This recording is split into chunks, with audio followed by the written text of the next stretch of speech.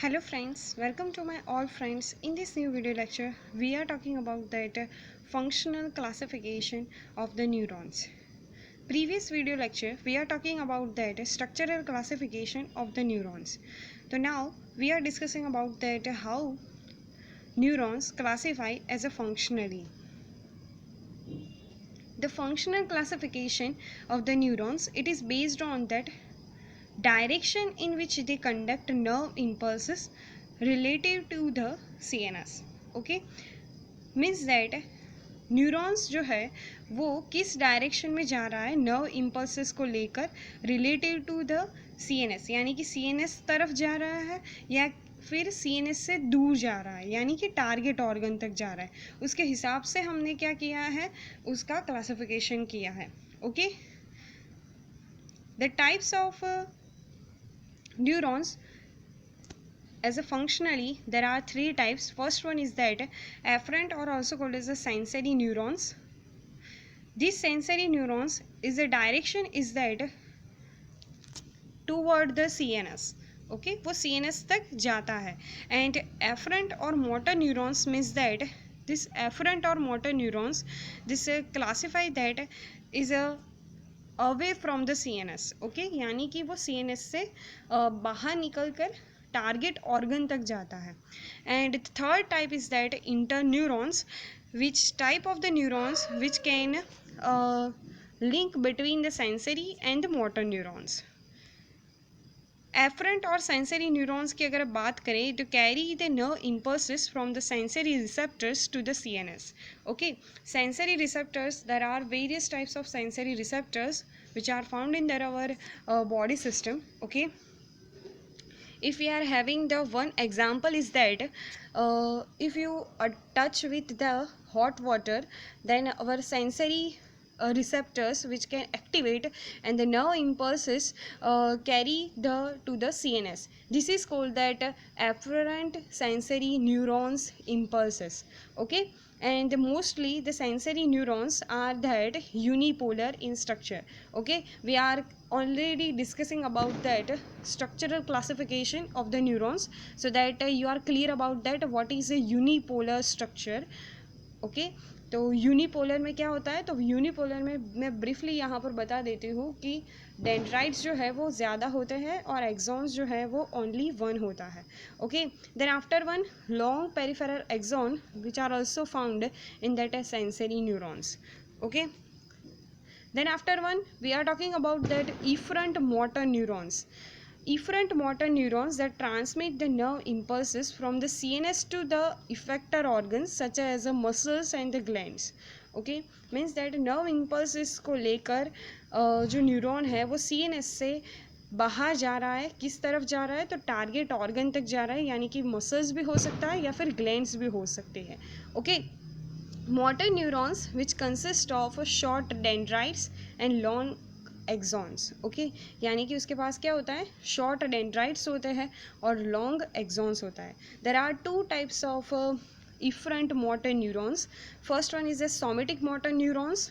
okay, and the second one is that autonomic motor neurons. okay, somatic motor neurons जो है वो क्या कहाँ तरफ जाएगा, तो सोमेटिक हमारे जो भी ऑर्गन्स है उस तरफ जाएगा, और ऑटोनॉमिक मोटर न्यूरॉन्स जो है वो ख़ास तौर पर हमारे कार्डियक मसल्स और जो इनवॉलेंटरी ऑर्गन्स है उस तरफ जाएगा.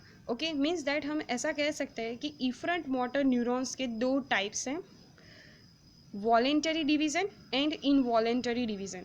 ओके, वॉलेंटरी डिवीज़न कहाँ पर आएगा, मैं आपको यहाँ पर बताती हूँ.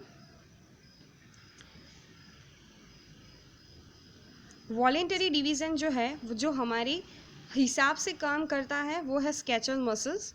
ओके,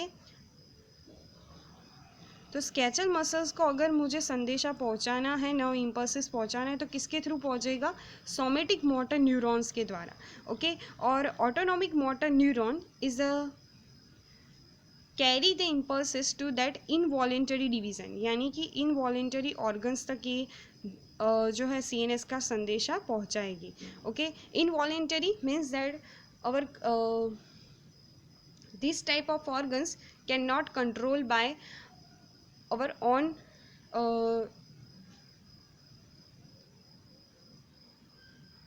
हमारी इच्छा बगैर जो काम करते हैं, यानी कि हम चाहे या ना चाहे तो भी वो क्या करते हैं, हाँ उसकी जो फंक्शनैलिटी है वो रुकती नहीं है, यानी कि कार्डियक मसल्स हो गया, ओके।